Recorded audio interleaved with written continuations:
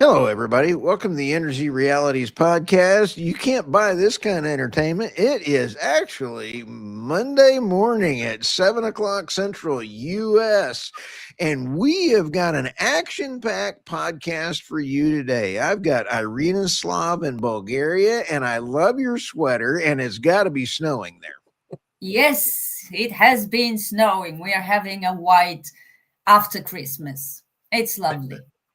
I love that. And then we have the David Blackmon, not just a David Blackmon impersonating David Blackmon. We have the David Blackmon, an original, not a clone. And he's from the great state of Texas. How are you, sir? I'm great. We had our own white after Christmas in Texas last week. Had snow and ice on the ground for 4 days, and the damn grid didn't even fail. It was wonderful. Wow. That's kind of cool. Good for ERCOT, by the way. I want to just give a shout out to ERCOT for doing a great job. Thank you. You know, it was a little bit of pre-planning on that. And when you sit back and take a look at the grid, I had Dr. Brett Bennett that I interviewed, and Texas has spent $150 billion on wind, solar, and storage. Do you know what we could have done with $150 billion? We could have had no wind and solar on the grid. Well, that would be the better outcome, of course. But oh, absolutely. And then we have Dr. Tammy Nemeth joining the stage. And I'm trying to add Tammy if it'll allow me. There we go. Hi, everybody. How are you this morning, Tammy? I'm doing okay. I have a bit of a cold, so I might not be talking so much today, which is great for you guys. Well, I am glad there's a podcast mic in between us and about an ocean, so I'm okay with that. I don't want to get sick. But today's discussion is we have got to be visiting about. Let's see. StreamYard is not doing well these days. I think it's got a cold. Natural gas. Shifting markets, challenging the bridge fuel narrative. It seems like we have got an absolute change in the global markets. When you take a look at energy security starts at home, a great podcaster has once said, but energy dominance comes through your exports. Well, the United States is doing a great job exporting things, but who's going to buy it? And when you sit back and kind of look, a pipeline in the EU is ballpark $3 US and buy natural gas. And then you take a look at bringing in LNG, it's about $18. So LNG is kind of expensive. Why don't you just buy Russian gas? I'm not sure. I'm going to go ahead and throw this natural gas discussion out. David or Irina, what are your thoughts on that? You go, David. No, Irina. Oh, well, I'm going to comment for a bit on the bridge fuel story because it really fell apart this month. What with all this unusual and absolutely unexpected cold weather gripping such big parts of Northern Europe, it's almost as if it's winter. And winter comes with cold and snow and sub-zero temperatures that require a lot of heating for people to stay alive and relatively comfortable, which in turn led to a surge in natural gas prices, both in Europe and the United States. And actually, your gas prices, Bloomberg said that they rose by 117% in the space of 5 days. Yep. This is not bridge fuel. This is vital fuel. It's not a bridge to anything because, as Stu said before we went live, how much did you say Texas had spent on wind, solar, and storage? 120 billion or 150 billion? 150 billion in 26 years. 150 billion. to have what? Gas save the day and keep people warm. That's not a place after a bridge. It's just not. And Europe has been, draining its gas storage because prices are up. And still, I understand that LNG imports into Europe have been at record highs since the start of the year. And still, they've had to dig deep into storage because they can't cope. What happens to all the solar and wind? It's not working because of the weather. So I think we can kind of, discard the whole bridge fuel story because it's just another lie. There is no bridge. Gas is here to stay because people need it, especially in winter. They will be needing it in summer as well, when it will be hot and will need air conditioning. So yeah, that's what I wanted to say. We have to forget this whole bridge fuel story. From a industrial standpoint, when we sit back and take a look at the deindustrialization going on with net zero and the policies around it, natural gas is needed for steel. Coal is needed because we need coking coal for steel. We need natural gas for industrial. We need natural gas for fertilizer. And when you look at the heat and the molecules needed for industrialization, I don't understand how the EU, the UK, Canada, or Democrat-run states are going to survive in the industrial world without natural gas. Tammy, what are your thoughts? Yeah, I mean, I agree with Irina that it's not really a bridge. It's just a fuel.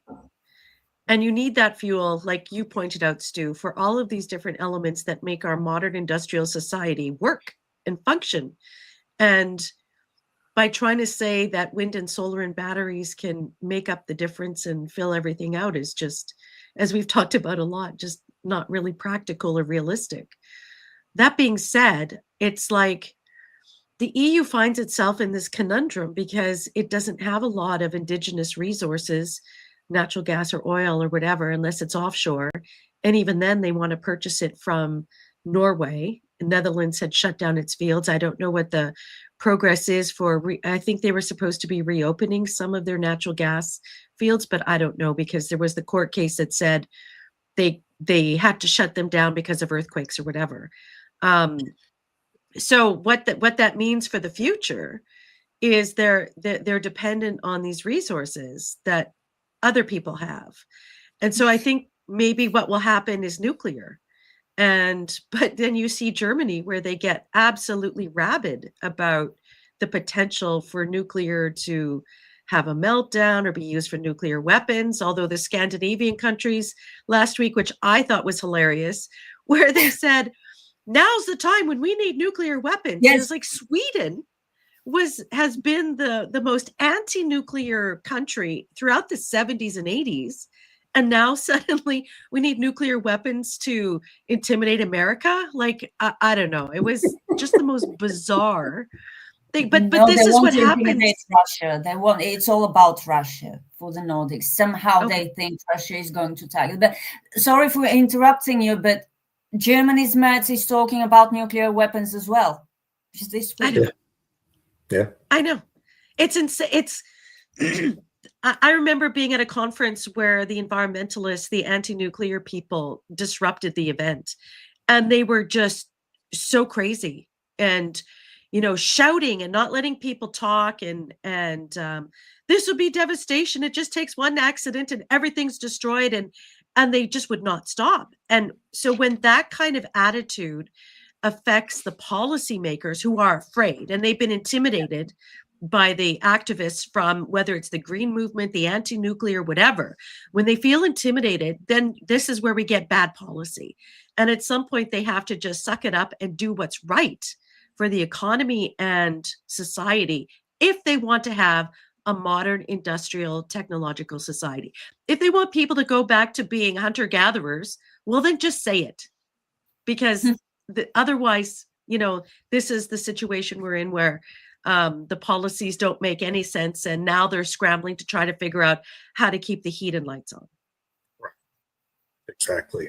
So, during our big freeze event last week in Texas, I was online on X a lot and getting all kinds of comments from idiots who don't know anything about energy. And one guy posted and said, well, if you just build 10 gigawatts of solar, you shut down all the natural gas plants in Texas. Oh, please. Well, hell, we've built 60 gigawatts of capacity of solar in Texas in just the last 6 or 7 years.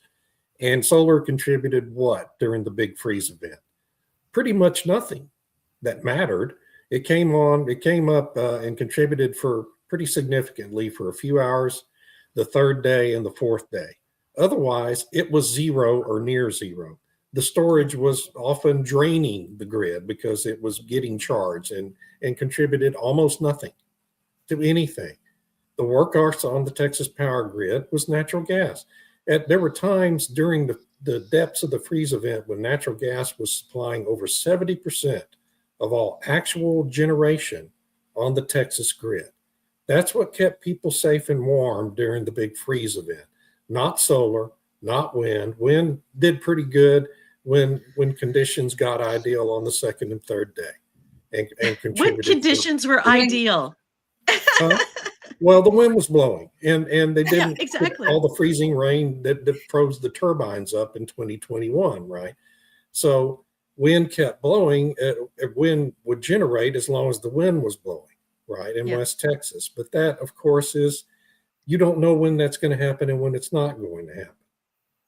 We were just so fortunate to have all that natural gas. The natural gas system didn't freeze up at all like it did during Winter Storm Uri, because of all the policy changes that were made after Uri by the legislature, by the PUC, by ERCOT, by the Railroad Commission to keep the gas system from freezing up.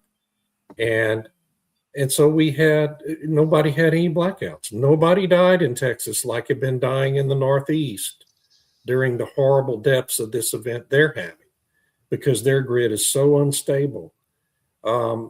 So natural gas is absolutely the key in Texas. It's, they're finding out in Europe, as Irina and Tammy have talked about, that they have to have it in Europe, in Germany, to keep people from dying during major freeze events.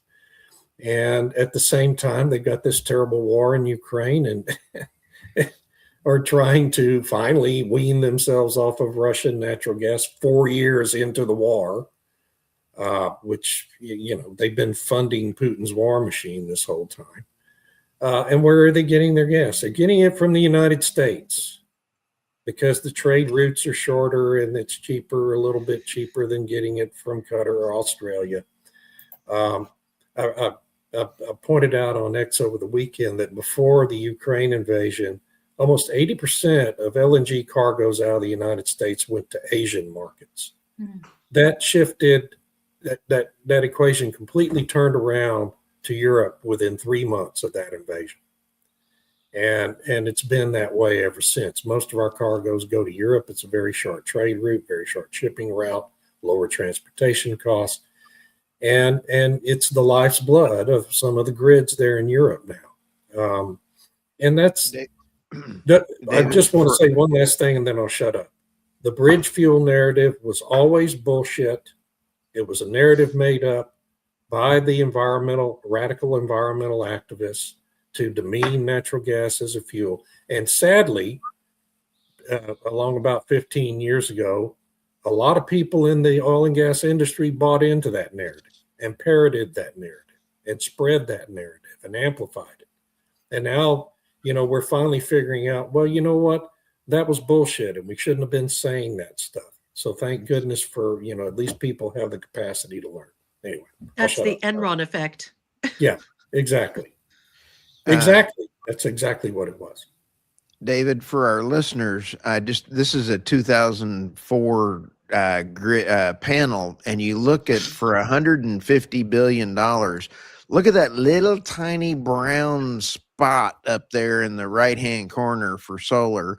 And then you look at wind. This is almost a good representation of what happened during the storm, but this is for the all the years coming along here. So 150 billion in an energy addition, not an energy replacement. There is absolutely and look no what's way. happening to the green part of that thing in recent years. That's natural gas, and it's expanding. It's not contracting, and it's going to keep expanding because you can pile all the capacity for solar and wind onto our grid that you want to. The problem is when you need it the most, they fail. And that's the real problem. You have to build a grid that's going to save people's lives during major weather events, whether it be hot or cold. And that's what Texas failed to do for about 10 years. You know, people lost sight of the fact that you've got to build a grid that performs during big emergencies. And that's what caused our failure during Uri. And now we've recovered from it because our politicians, unlike politicians in California and the Northeast, have the capacity to learn and correct their mistakes. So at least we got to give them that much credit. So that chart that you put on there, is that capacity or actual generation? Generation. That was actual generation, yeah. That was not capacity. Capacity, we have 100 and wind and solar would be half. We have 150 megawatts of nameplate capacity on the Texas grid, but we only need 82 gigawatts of our peak for 2025. But so you sit back and think about how much extra. I want to add one big, ugly baby to this conversation. This is a Jerry Nadler size ugly baby. As we have asynchronous and DC direct current for wind and solar, Jerry Nadler says, wait a minute, hold my beer. I'm going to put a really ugly baby on this doorstep. And that is the natural gas turbines are being asked to spin up. And then when wind and solar are then being providing it, hey, it's either windy or it's in the daylight hours. And in the UK, when there's 15 minutes of sun, yay, we get to produce. So they're producing, and then they're telling the gas turbines to shut down. What happens to gas turbines when they have to turn on and turn off? Maintenance costs go through the roof. Who's paying that maintenance cost? It's being attributed to the natural gas supplier. Yeah, I've said this before, and that is in Vietnam. My dad would sit there next to his F-4 fighter, and they would do hot swaps on the pilots because military takes turbines, and they actually only measure how many times you turn that turbine on and you turn it off, not the hours it's used, because that's how turbines break on and off. Yeah. And the amount of maintenance is in the millions of dollars that the consumers in the United States are paying for additional turbine maintenance is going all the way to the through the utilities to consumers to get wind and solar so we can feel good about ourselves. Go figure that one out. Thanks for letting me virtue signaling is the big driver of all this, of course. You know, politicians want to. I don't know. I couldn't let David be the only one ranting this morning. So, I got work question for Tammy or David. This is from SRB 1855 regarding Europe and LNG. Isn't the problem Europe relies too heavily on LNG, whereas they previously used pipeline? LNG comes with 3x or 4x premium. I mean, yeah. Irina, I think Irina should answer that one. I do too. No, it's not a question for me, so you answer it. I mean, the answer is really obvious, but it wasn't to me. So. Well, of course, right? Because like you guys pointed out at the beginning, it's like they were pipeline gas until the Russian invasion, and now Russia is persona non grata, you know, where everything can't come from Russia. there was a story I circulated this morning before the podcast that Slovakia is suing the EU because the EU is saying you have to phase out all of your natural gas pipeline natural gas from Russia. And Slovakia is like, we have no alternatives. What are you talking about? And so this goes back to what I've been saying before is like, what happens when there's peace with Russia? It's one thing, back in the 70s and 80s, the EU was very cognizant of supply diversification, that you didn't want all your supply eggs in one basket, that you wanted to have your supply coming from multiple different areas and jurisdictions so that you wouldn't be over dependent on one thing or another. Now before they became over dependent on Russia, now they're over dependent on America, which has all these extra costs baked into it. And so they're in a dilemma. How do you diversify your supply, help lower the costs? And I think one of the other issues that's developed, I would say, since the late 1980s and 90s is there used to be long-term pricing contracts. Now everything seems to be on the spot market. The spot market was always meant kind of for emergencies. You would pay that extra cost or whatever if you needed to, if there was some kind of emergency that you had to buy more, but you normally had a long-term price contract so that you could have a better idea for budgeting and what the costs and expenses were going to be.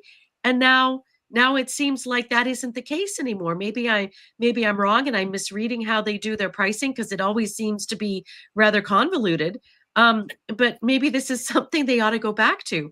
And then my last point would be with respect to this whole conversation, when you're talking about electricity and power generation, capacity means nothing if it's not there when you need it.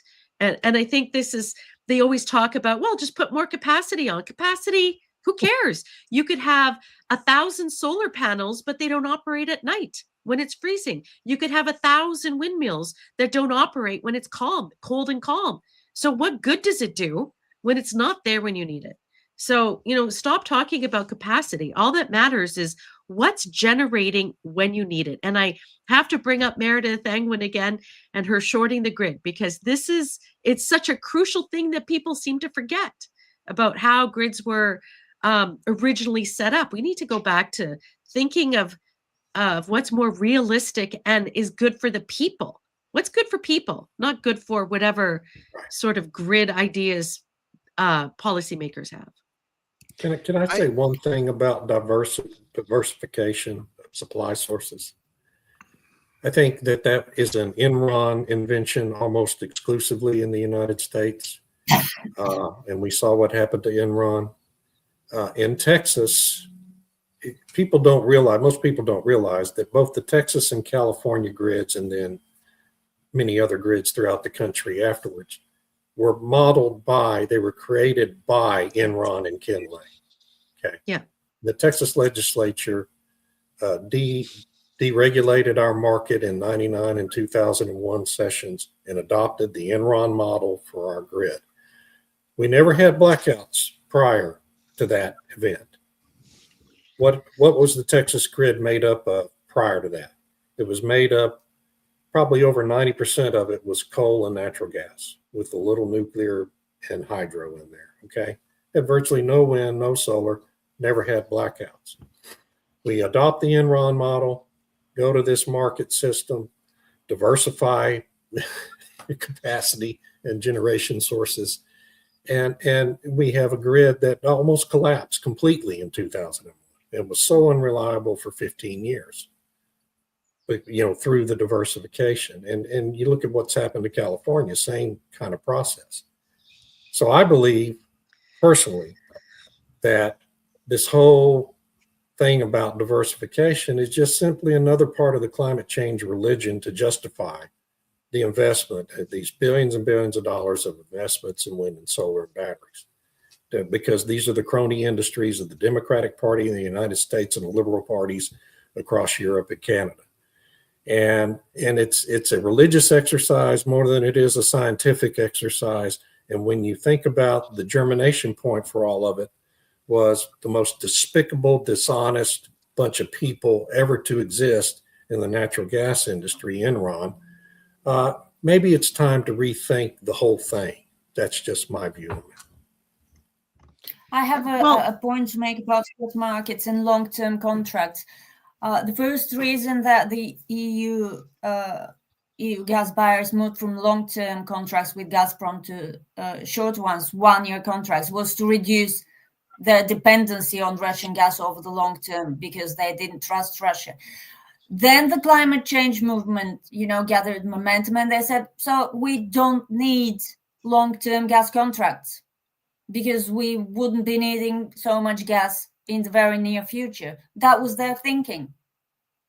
And they tried, and they did build the Trans-Adriatic pipeline from Azerbaijan, but Azerbaijan doesn't have enough gas to supply all that Europe needs, even with US LNG. So basically, Europe has once again stuck itself into a corner.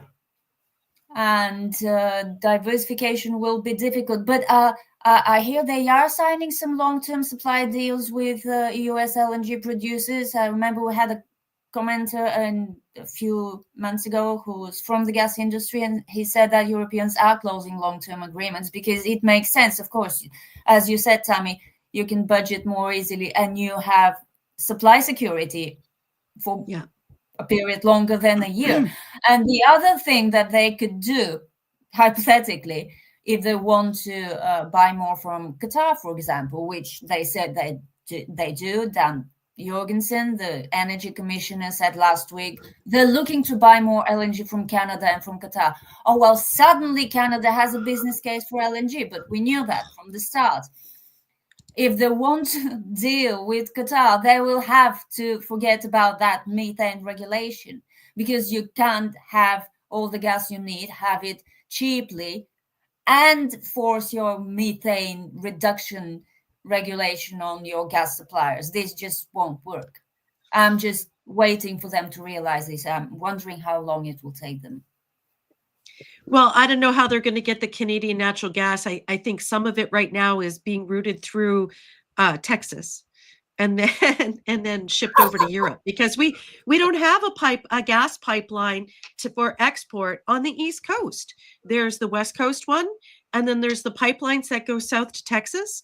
And I know that Tourmaline Energy had signed this agreement with the EU, but it's shipping it through Texas, because we don't have the pipeline to the East Coast. Same thing with Marcellus shale gas. Yeah, they can buy from Canada LNG or LNG Canada. I keep forgetting how the name goes. But so what if it's from the West Coast? I mean, they'll pay for it. Well, how do you get it around, right? Yeah, it's diversification. Yeah, but it's like, I understand that they're now like, oh my gosh, I think we're too dependent on the United States, and there's all this rhetoric about America being unreliable and using it as leverage. Well, right, because the EU never uses anything as leverage. Like the whole, you want access to our markets, give us your emissions accounting. Like, that's not using their market as leverage. Give me a break. But yeah. That's the EU. But Brian Zinchuk had some great points there about wind in Alberta and Saskatchewan, that they're being really pressured to put more wind on the grid, which just, makes no sense. Quite often, it just goes to zero when you need it the most, especially in the wintertime when it's really cold and it's still. I mean, you get the whole Dunkelflaute of like what happens in Germany, but in the prairies, it's like many days it's either really super windy where you can't use it anyway, or it's really still and calm and super cold. So, coal, and especially for Saskatchewan, coal is the way until they can get nuclear going. And in Alberta, it's natural gas. And someone here made the point about Germany and the UK still have thousands of years of coal. Yeah, they do. Yeah, they do. As we've said before, and Chris Wright has said, there's technology there that in the coal power plants now, where you can scrub it, you can remove the particulates, you can reduce, if emissions is what you're concerned about, there's ways that you can reduce that. So I don't know why you wouldn't use the resources that you have. Well, it isn't the. Go ahead, Stu. Sorry. I want to go ahead and say this to the Wolf Raza. I think you're probably, I don't know who you are, but if you don't think climate change is an issue by now, you're brain dead. Hope you have a great day. And I think climate change happens. It's called four seasons. And they are actually in Florida, they banned chemtrails, and we'll just leave it at that climate change does happen. I believe Bill Gates was also paying to block out the sun, so why don't we just get rid of all that kind of crap and let's let the earth do what it does. Bill Gates was By the paying way, for a lot of things. tsunamis are caused by underwater earthquakes, not climate. Yeah, I'm well aware of that, but no, I'm but just when saying he has that this comment, he has this comment earlier that we're getting tsunamis and wild temperature fluctuations. Dogs and like, cats come living on. together in mass hysteria. Yeah, we've never oh had yeah, tsunamis I'm or like temperature fluctuations. That is why I said I personally have a problem not with climate change, which is a fact, we can see it. Climate change is sometimes more suddenly than other times. Certain periods are more dynamic than others. What I have a problem with the climate change movement that leads people to this kind of disaster thinking. Yeah. People who are scared basically all the time. Secretary Chris Wright is right again on this, and that is people have quit the deaths from natural occurrences is down. We are not dying from climate change. Bill Gates has even said we're not going to die from climate change. We're going to die from the crap that they're putting in our food in the United States. You take a look at the food that we buy from Europe that doesn't have the preservatives and the crap in it. You look at our stuff, they're killing us. Anyway. Last Wednesday, SAC Power said it was going to change a large 1,000 megawatt nuclear reactor. What? Yeah, in Saskatchewan, Sask Power is the state power company. Yeah, and they were talking about SMRs, and now they're talking about a larger nuclear reactor. So, but those things take time, and in the meantime, about 15 years. It depends, right? Yeah, it depends. Yeah. What are the odds that Alberta actually votes to become independent? Because I think that it would take them a year or two. If they go independent, I would prefer to support them as an independent country rather than be a state, just for their own independence sake. But it seems like there's a big movement going on. There's a lot of upset people, but I don't know how much traction it has with the overall it's just so population. Hard. Nobody's saying such a complicated process to get there. They're saying you're wrong about the cause and effect. Tampa just got snow, and it got snow in 1913. Yeah, it happens, but I believe, there's other things going on there. Let's see what this is. What's the electrical peak demand for Saskatchewan? Brian, I'm not sure. Brian would know. The man knows everything. He does. Yeah. I think it depends. I think it was like close to 4,000 megawatts, but that's kind of old. So I don't know. I still think the world is healing. We're waking up to the fact that mainstream media is nothing more than selling narratives pumped to it by a controlling government around the world. That's the United States. That's the EU. It doesn't matter. People are getting their news from podcasts, and all of us have our own podcast and channels and Substacks. And I think that's why our stuff is growing. I am just flabbergasted by the amount of viewers and everything else. I'm not sure if that's me, my stomach, or Jerry Nedler. I'm not sure what's going on. But I still think that the world is healing. There's going to be new trading blocks coming around the corner.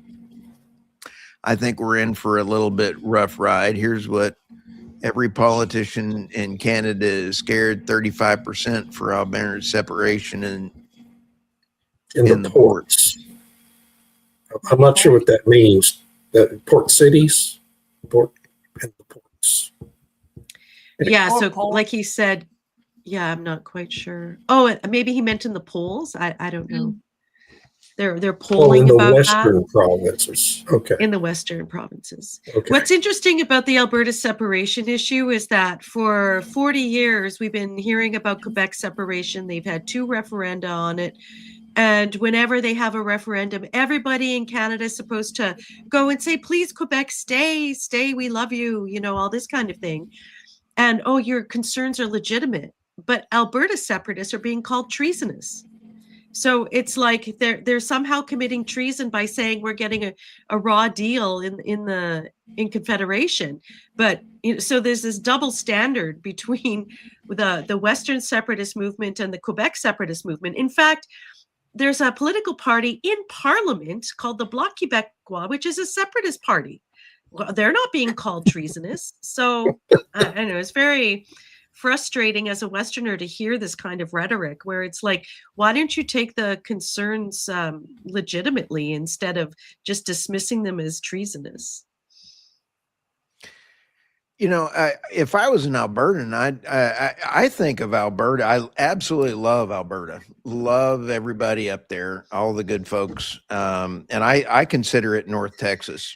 I mean, it really is snow Texas, if you want. They're more Texan than the local Texans. I mean, good grief. We've got who's Jazzy Crockett, whatever her name is. We need Jasmine, we need to ship her to Quebec. Only 15% of the rise in temperature of the last few decades is attributable to CO2. The rest is a reduction in cloud cover and contamination from the urban heat island effect. That was easy for me to say. Yeah, thanks, Rodney, for that. Rodney McInnes for that comment. He's another one that knows a lot. I love Rodney. I forgot what I was going to say now. Colds do that to me. So back to natural gas. Let's say we do have a nuclear revolution, which is obviously having a hard time getting off the ground here with SMRs and rejiggering of the regulatory processes that needs to happen before anything really gets done. But let's say we do eventually have that. What happens to natural gas demand at that point? Does natural gas fall off the cliff, or is there continued strong demand for natural gas? Personally, I think there's going to be continued strong demand, but that's just me. That was a bad question. Okay, so no, I think it's a great one. Go ahead. I haven't considered it. I think it will take some time because you can't just turn everything nuclear overnight. I mean, just building one conventional nuclear power plant takes lots of time. And small modular reactors are not really getting off the ground as fast as many hoped. I have no idea why. So for the observable, I think gas will remain strong. David, for my Substack I put out here the other day, let me remove that, add this to the stage. The grid assessment from the NERC grid risk assessment for 2026, breaking down the challenges ahead. It was pretty eye-opening. Here's the high risk. Look at that. Bam. You've got all these areas for high risk. But what got me... 2030. Do what? So Texas goes high risk around 2030 unless there's a lot more investment in natural gas capacity. This chart that they have, which is on page 32 of the report, I have a link in my Substack to the entire report. Of the billions that we are spending, it looked like we were only going to get 2% of nuclear. I mean, we're going to lose 2%, with all of the billions because of the retiring nuclear plants. We're not replacing what's going to retire fast enough. So are we going to be saved by nuclear, David? Not according to this report. No, It's because pretty the lead frightening. times on nuclear are too long. Right. So, I mean, it was pretty frightening when I started looking at nuclear, whether or not the bridge fuel for natural gas is even here. No, it's not a bridge fuel. If you want lights, you're going to have either coal or natural gas, because nuclear is not going to happen fast enough unless you're in China. So going back to your comment about 150 billion invested in wind and solar in Texas since 2000, basically. That means that in Texas, what has happened in Texas, put in the simplest terms, is we have now, as ratepayers in Texas, paid to build two separate power grids in Texas. We've got this virtue signaling power grid for the politicians to brag about. That's wind and solar and batteries. That fails when we got a weather emergency. And then we've got the conventional grid made up mainly of natural gas, about 20% coal and about 7% nuclear, that saves everybody's lives during major weather events, okay, and keeps the lights on and the home's heated. So what's happened to our rates at my house? My rate has gone up about 70% since 2019. Eventually, the ratepayers pay for it all. It all gets plowed through. It's like putting a corporate income tax on corporations, raising the income tax rate. It all just flows through to the consumer. And so if what it boils down to for the politicians is how much pain the people are willing to tolerate.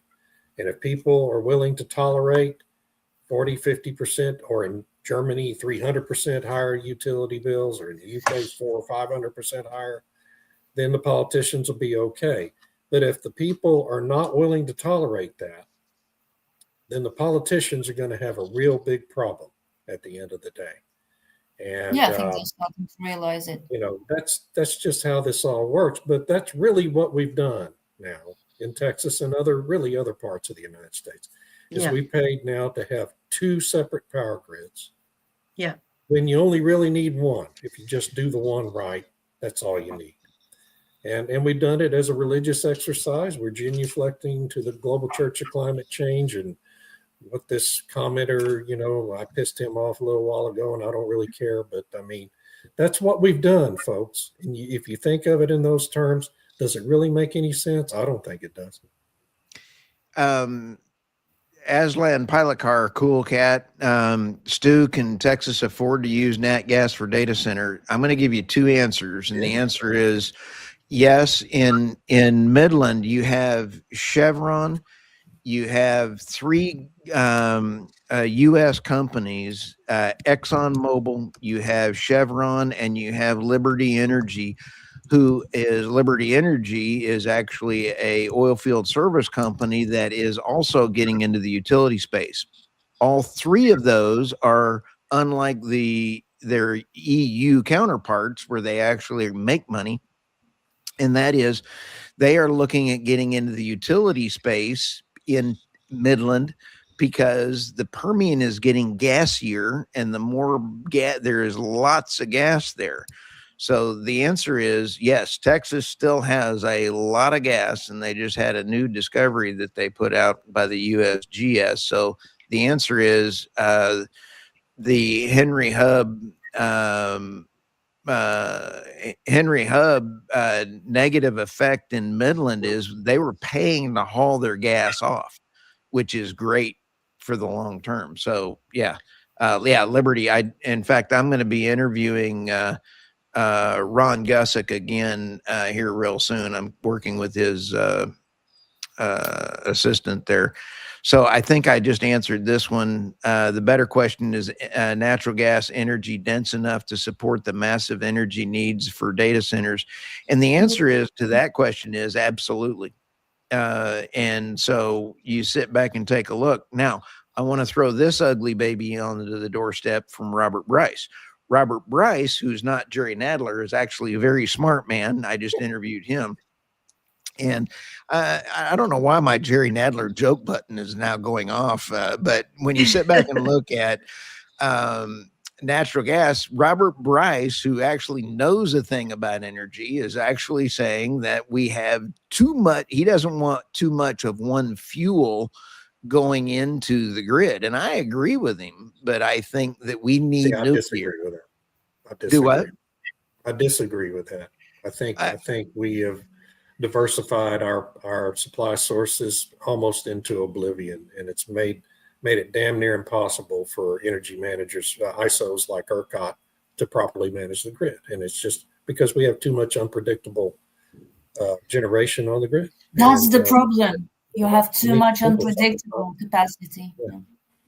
Dang. But what if you had supply diversification of reliable energy? So if you had coal and you had natural gas and you had nuclear and you just put the kind of wind and solar to the side, but you had a supply diversity of reliable energy, I think that might be a better way to have the grid, because, you know, coal is there, you can stockpile it, which is why China builds so many coal power plants. Yeah. Nuclear is okay as long as it's all operating, you know, really well. Natural gas is good as long as there isn't a disruption to the supply, which you saw during, you know, the last big ice storm in Texas. So I think there's a role there to diversify if it's reliable, and to just diversify for the sake of diversification is not a good idea.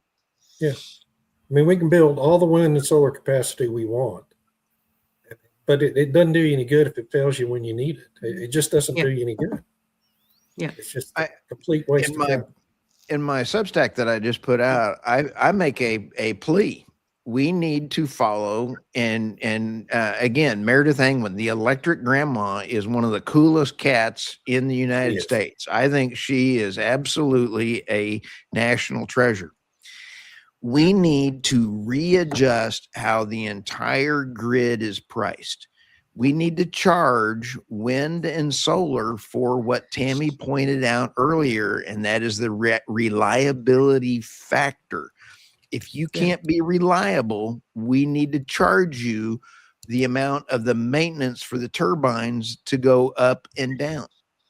That reliability is that needs to be shuffled from them, not to the ratepayers. Why is it that we have $87 billion of liability on wind in the United States for all of this crap that is now coming up into boneyards when these things start failing? We've got a gigantic so we thoroughly eviscerated this conversation. It's awesome.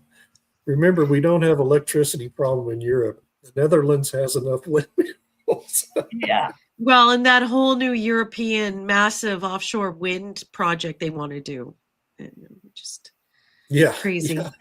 Yeah, if anybody takes away the subsidies from wind and solar, or they started charging for unreliability, they'll die, these industries. Yes, they would. They'll die fast. If you just force the developers to insure against real retirement costs at the end of life, which means digging up those foundations and retiring them, because we're condemning millions of acres of arable lands in the United States to build these damn windmills that will never be usable again. And that's because there's no requirement for proper retirement. If there was, nobody would invest in wind. I'm not sure I love MD Bone, but I don't know what this comment is. I'm avoiding the Super Bowl because I could care less about Bad Bunny, bonehead play from the NFL. NFL just lost me as a customer. It's a rigged league. Most of the games are rigged. I think we've seen that this season conclusively. Oh no, these two. I have way too many things to do. I've got to go work on my backhoe, work in my shop. I got welding to do. I got things that are important in my life as opposed to dealing with the NFL. I think we thoroughly wiped out this discussion. All those in favor of keeping I thought it nuclear was just plants getting open? good, man. Yes. Just kidding. Just kidding. We're getting some wild comments in here, and We I have set to Ryan off too here. do what? This Ryan H guy. I'm not sure We who set he him is. off. Let's go steal Venezuela's resources. Then let's go steal. Whoops. Then let's go steal Greenland's resources, and then imperialism and colonialism. Okay. Hold the phone. Let me explain something. China has taken a hold of South America. China has been buying land in the United States. The Don Roe doctrine is in full effect. What just happened last week? The two ports in the Panama Canal got handed over to who? Maersk. Well, nobody yet. No, the two ports were handed over to Maersk, who is a Danish company. How did that happen? You have to ask, did the Don Roe effect just happen? Because how did we get a control of Greenland? Oh, you have to ask what's going on. What's happening in Cuba? Cuba is 2 weeks away from falling apart. What's happening around? Why would you do that to Cuba? Really, haven't they suffered enough?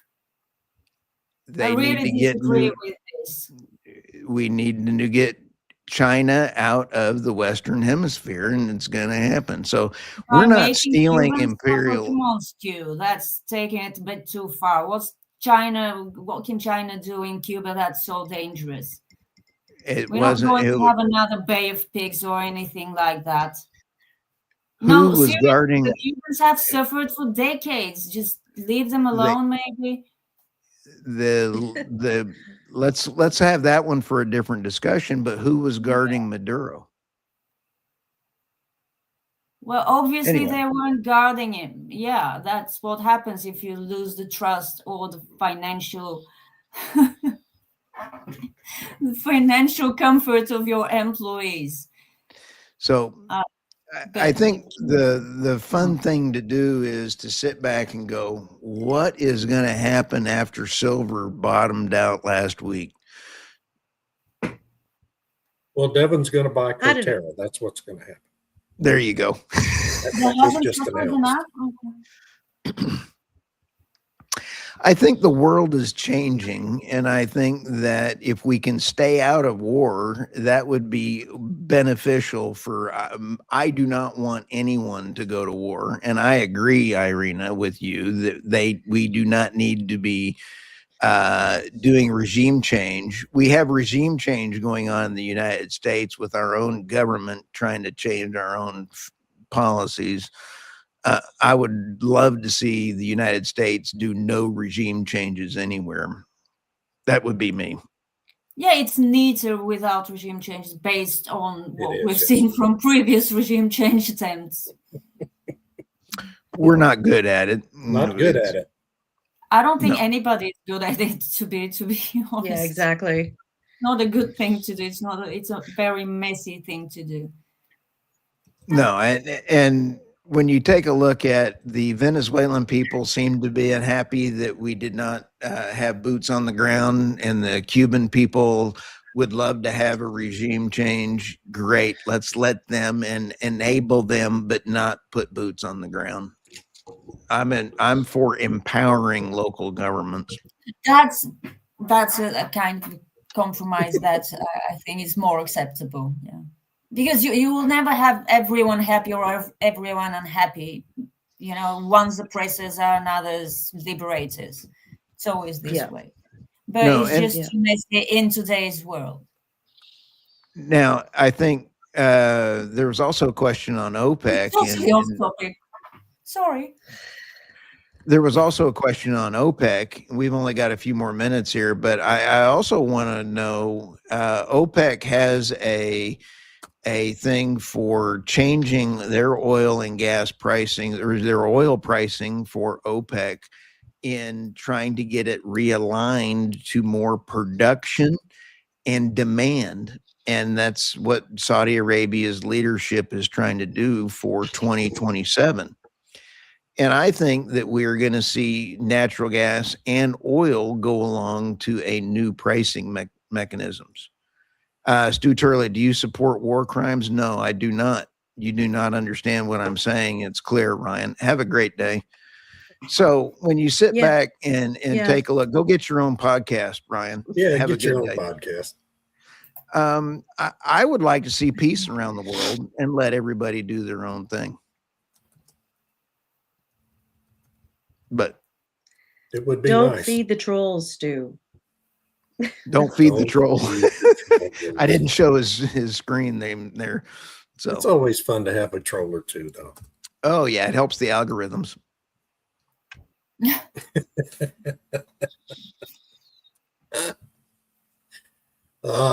What else? We still have 4 minutes.